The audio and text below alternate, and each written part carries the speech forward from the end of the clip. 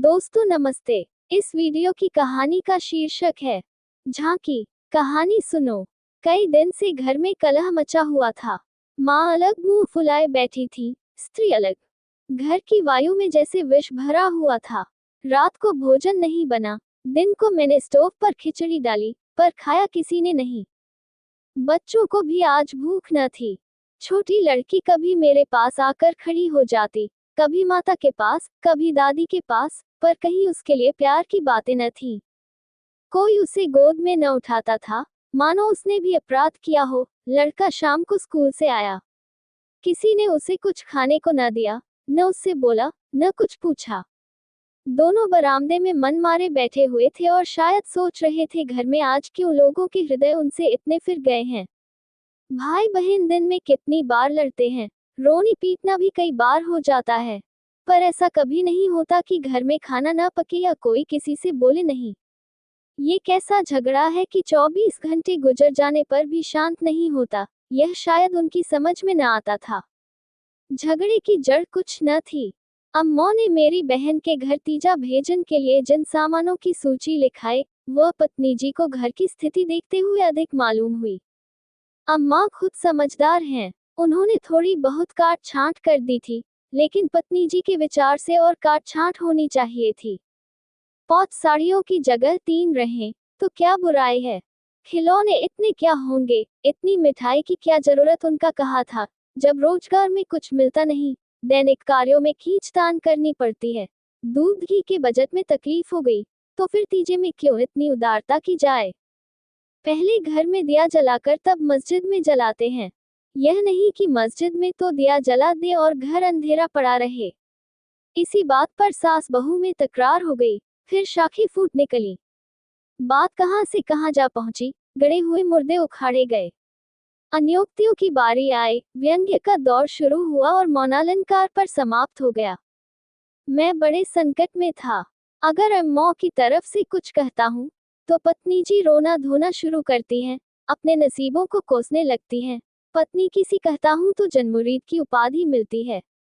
इसलिए बारी बारी से दोनों पक्षों का समर्थन करता जाता था, पर स्वार्थवश मेरी सहानुभूति पत्नी के साथ ही थी। खुलकर अम्मों से कुछ न कह सकता था, पर दिल में समझ रहा था कि जाति इन्हीं की है। दुकान का ये हाल है कि कभी कभी बोहनी भी नहीं होती, असामियों से टका वसूल नहीं होता, तो इन पुरानी लकीरों को पीटकर क्यों अपनी जान संकट में डाली जाए। बार बार इस गृहस्थी के जंजाल पर तबीयत झुंझलाती थी। घर में 3 तो प्राणी हैं और उनमें भी प्रेम भाव नहीं, ऐसी गृहस्थी में तो आग लगा देनी चाहिए। कभी कभी ऐसी सनक सवार हो जाती थी कि सबको छोड़ छाड़ कर कहीं भाग जाऊं। जब अपने सिर पड़ेगा, तब इनको होश आएगा, तब मालूम होगा कि गृहस्थी कैसे चलती है। क्या जानता था कि यह विपत्ति झेलनी पड़ेगी, नहीं विवाह का नाम ही न लेता। तरह तरह के कुत्सित भाव मन में आ रहे थे। कोई बात नहीं, अम्मा मुझे परेशान करना चाहती हैं। बहू उनके पौव नहीं दबाती, उनके सिर में तेल नहीं डालती, तो इसमें मेरा क्या दोष। मैंने उसे मना तो नहीं कर दिया है। मुझे तो सच्चा आनंद होगा यदि सास बहू में इतना प्रेम हो जाए, लेकिन यह मेरे वश की बात नहीं कि दोनों में प्रेम डाल दूं।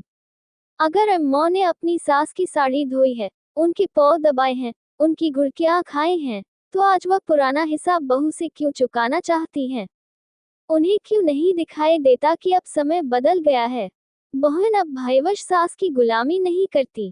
प्रेम से चाहे उनके सिर के बाल नोच लो, लेकिन जो रोब दिखाकर उन पर शासन करना चाहो, तो वह दिन लग गए। सारे शहर में जन्माष्टमी का उत्सव हो रहा था। मेरे घर में संग्राम छिड़ा हुआ था। संध्या हो गई थी, पर घर अंधेरा पड़ा था।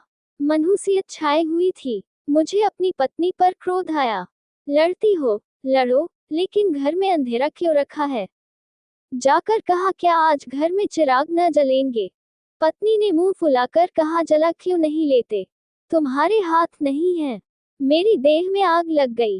बोला, तो क्या जब तुम्हारे चरण नहीं आए थे, तब घर में चिराग न जलते थे। अम्मा ने आग को हवा दी नहीं, तब सब लोग अंधेरे ही में पड़े रहते थे। पत्नी जी को अम्मा की इस टिप्पणी ने जामे के बाहर कर दिया।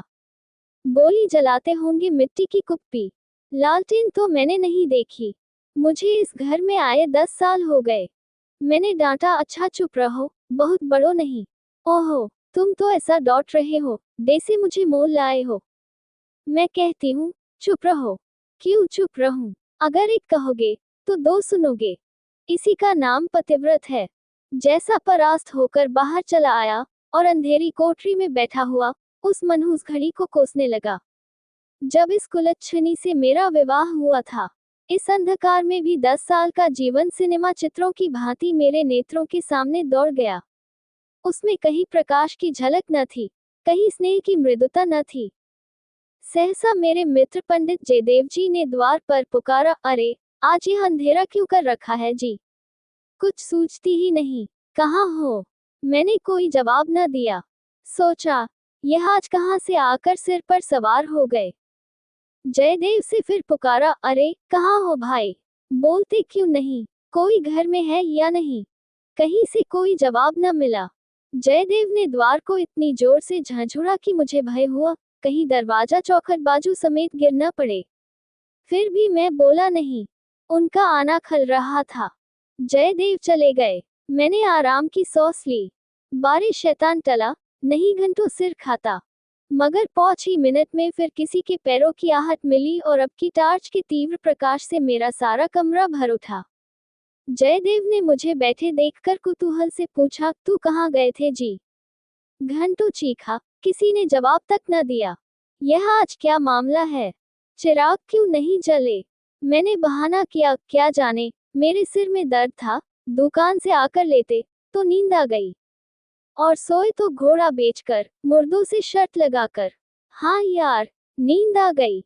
मगर घर में चिराग तो जलाना चाहिए था या उसका रिट्रेंचमेंट कर दिया। आज घर में लोग व्रत से है ना, हाथ न खाली होगा। खैर चलो, कहीं झांकी देखने चलते हैं। सेठ घुरेमल के मंदिर में ऐसी झांकी बनी है कि देखते ही बनता है। ऐसे ऐसे शीशे और बिजली के सामान सजाए हैं कि आंखें झपक उठती हैं। सिंहासन के ठीक सामने ऐसा फव्वारा लगाया है कि उसमें से गुलाब जल की फुहारें निकलती हैं। मेरा तो चोला मस्त हो गया। सीधे तुम्हारे पास दौड़ा चला आ रहा हूँ। बहुत झांकियां देखी होंगी तुमने, लेकिन यह और ही चीज है। आलम फटा पड़ता है। सुनते हैं दिल्ली से कोई चतुर कारीगर आया है, उसी की यह करामात है। मैंने उदासीन भाव से कहा, मेरी तो जाने की इच्छा नहीं है भाई। सिर में जोर का दर्द है। तब तो जरूर चलो, दर्द भाग न जाए तो कहना। तुम तो यार, बहुत दिक करते हो। इसी मारे मैं चुपचाप पड़ा था कि किसी तरह ये बला टले, लेकिन तुम सिर पर सवार हो गए। कह दिया, मैं न जाऊंगा। और मैंने कह दिया, मैं जरूर ले जाऊंगा। मुझ पर विजय पाने का मेरे मित्रों को बहुत आसान नुस्खा है, यो हाथापाई, धींगा मुश्ती, धौल धप्पे में किसी से पीछे रहने वाला नहीं हूँ, लेकिन किसी ने मुझे गुदगुदाया और परास्त हुआ। फिर मेरी कुछ नहीं चलती। मैं हाथ जोड़ने लगता हूँ, घिघियाने लगता हूँ और कभी कभी रोने भी लगता हूँ। जयदेव ने वही नुस्खा आजमाया और उसकी जीत हो गई। संधि की वही शर्त ठहरी कि मैं चुपके से झांकी देखने चला चलूं। सेठ घूरेलाल उन आदमियों में हैं, जिनका प्रातः को नाम ले लो, तो दिन भर भोजन न मिले। उनके मक्खी चूसने की सैकड़ों ही दंत कथाएं नगर में प्रचलित हैं। कहते हैं, एक बार मारवाड़ का एक भिखारी उनके द्वार पर डट गया कि भिक्षा लेकर ही जाऊंगा। सेठ जी भी अड़ गए कि भिक्षा न दूंगा, चाहे कुछ हो। मारवाड़ी उन्हीं के देश का था। कुछ देर तो उनके पूर्वजों का बखान करता रहा, फिर उनकी निंदा करने लगा, अंत में द्वार पर लेट गया। सेठ जी ने रत्ती भर परवाह न की। भिक्षुक भी अपनी धुन का पक्का था। सारा दिन द्वार पर बेदाना पानी पड़ा रहा और अंत में वही मर गया। तब सेठ जी पसीजे और उसकी क्रिया इतनी धूमधाम से की कि बहुत कम किसी ने की होगी।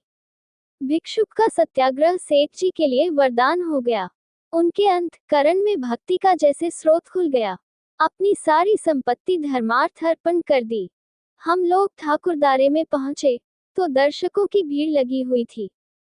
कंधे से कंधा छिलता था। आने और जाने के मार्ग अलग थे। फिर हमें आध घंटे के बाद भीतर जाने का अवसर मिला। जयदेव सजावट देख देख कर लोटपोट हुए जाते थे, पर मुझे ऐसा मालूम होता था कि इस बनावट और सजावट के मेले में कृष्ण की आत्मा कहीं खो गई है। उनकी वह रत्न जटित बिजली से जगमगाती मूर्ति देखकर मेरे मन में ग्लानि उत्पन्न हुई। इस रूप में भी प्रेम का निवास हो सकता है। मैंने तो रत्नों में दर्प और अहंकार ही भरा देखा है। मुझे उस वक्त यही याद न रही कि यह एक करोड़पति सेठ का मंदिर है और धनी मनुष्य धन में लौटने वाले ईश्वर ही की कल्पना कर सकता है। धनी ईश्वर में ही उसकी श्रद्धा हो सकती है। जिसके पास धन नहीं, वह उसकी दया का पात्र हो सकता है, श्रद्धा का कदापि नहीं। मंदिर में जयदेव को सभी जानते हैं, उन्हें तो सभी जगह सभी जानते हैं। मंदिर के आंगन में संगीत मंडली बैठी हुई थी। केलकर जी अपने गंधर्व विद्यालय के शिष्यों के साथ तंबूरा लिए बैठे थे। पखावज, सितार, सरोद, वीणा और जाने कौन कौन बाजे, जिनके नाम भी मैं नहीं जानता, उनके शिष्यों के पास थे। कोई गत बजाने की तैयारी हो रही थी। जयदेव को देखते ही केलकर जी ने पुकारा। मैं भी तुफैल में जा बैठा। एक क्षण में गत शुरू हुई। समाव बंध गया। जहां इतना शोरगुल था कि तोप की आवाज भी न सुनाई देती, वहां जैसे माधुर्य के उस प्रवाह ने सब किसी को अपने में डुबा लिया। जो जहां था, वही मंत्र मुग्ध सा खड़ा था। मेरी कल्पना कभी इतनी सचित्र और संजीव न थी। मेरे सामने न वही बिजली का चकाचौंध थी, न वह रत्नों की जगमगाहट, न वह भौतिक विभूतियों का समारोह। मेरे सामने वही यमुना का तट था, गुलम लताओं का घूंघट मुंह पर डाले हुए। वही मोहिनी गोयन थी, वही गोपियों की जल क्रीड़ा, वही वंशी की मधुर ध्वनि, वही शीतल चौधनी और वही प्यारा नंद किशोर, जिसके मुख छवि में प्रेम और वात्सल्य की ज्योति थी, जिसके दर्शनों ही से हृदय निर्मल हो जाते थे। मैं इसी आनंद विस्मृत की दशा में था कि कॉन्सर्ट बंद हो गया और आचार्य केलकर के एक किशोर शिष्य ने धुरपा दलापना शुरू किया। कलाकारों की आदत है कि शब्दों को कुछ इस तरह तोड़ मरोड़ देते हैं कि अधिकांश सुनने वालों की समझ में नहीं आता कि क्या गा रहे हैं। इस गीत का एक शब्द भी मेरी समझ में न आया, लेकिन कंठ स्वर में कुछ ऐसा मादकता भरा लालित्य था कि प्रत्येक स्वर मुझे रोमांचित कर देता था। कंठ स्वर में इतनी जादू शक्ति है, इसका मुझे आज कुछ अनुभव हुआ। मन में एक नए संसार की सृष्टि होने लगी, जहां आनंद ही आनंद है, प्रेम ही प्रेम, त्याग ही त्याग। ऐसा जान पड़ा, दुख केवल चित्त की एक वृत्ति है, सत्य है केवल आनंद। एक स्वच्छ करुणा भरी कोमलता जैसे मन को मसोसने लगी। ऐसी भावना मन में उठी कि वहां जितने सज्जन बैठे हुए थे, सब मेरे अपने हैं, अभिन्न हैं। फिर अतीत के गर्भ से मेरे भाई की स्मृति मूर्ति निकल आई। मेरा छोटा भाई बहुत दिन हुए मुझसे लड़कर घर की जमा जथा लेकर रंगून भाग गया था, और वही उसका देहांत हो गया था। उसके पार्श्विक व्यवहारों को याद करके मैं उन्मत्त हो उठता था। उसे जीता पा जाता तो शायद उसका खून पी जाता, पर इस समय स्मृति मूर्ति को देखकर मेरा मन जैसे मुखरित हो उठा। उसे आलिंगन करने के लिए व्याकुल हो गया। उसने मेरे साथ, मेरी स्त्री के साथ, माता के साथ, मेरे बच्चे के साथ जो जो कटु, नीच और घृणास्पद व्यवहार किए थे, वह सब मैं भूल गया। मन में केवल यही भावना थी, मेरा भैया कितना दुखी है। मुझे इस भाई के प्रति कभी इतनी ममता न हुई थी। फिर तो मन की वह दशा हो गई जिसे विह्वलता कह सकते हैं। शत्रु भाव जैसे मन से मिट गया था। जिन जिन प्राणियों से मेरा बैर भाव था, जिनसे गाली गलौज, मारपीट, मुकदमाबाजी सब कुछ हो चुकी थी, वह सभी डेसे मेरे गले में लिप लिप कर हंस रहे थे। फिर विद्या पत्नी की मूर्ति मेरे सामने आ खड़ी हुई। वह मूर्ति जिसे 10 साल पहले मैंने देखा था, उन आंखों में वही विकल कंपन था, वही संदिग्ध विश्वास, कपोलों पर वही लज्जा लालिमा, जैसे प्रेम सरोवर से निकला हुआ वाकई कमल पुष्प हो। वही अनुराग, वही आवेश, वही याचना भरी उत्सुकता, जिसमें मैंने उस न भूलने वाली रात को उसका स्वागत किया था, एक बार फिर मेरे हृदय में जाग उठी। मधुर स्मृतियों का जैसे स्रोत सा खुल गया। जी ऐसा तरिपा कि इसी समय जाकर विद्या के चरणों पर सिर रगड़कर रोऊं और रोते रोते बेसुध हो जाऊं। मेरी आंखें सजल हो गई। मेरे मुंह से जो कटु शब्द निकले थे, वह सब जैसे ही हृदय में गड़ने लगे। इसी दशा में जैसे ममतामयी माता ने आकर मुझे गोद में उठा लिया। बालपन में जिस वात्सल्य का आनंद उठाने की मुझमें शक्ति न थी, वह आनंद आज मैंने उठाया। गाना बंद हो गया। सब लोग उठ उठकर जाने लगे।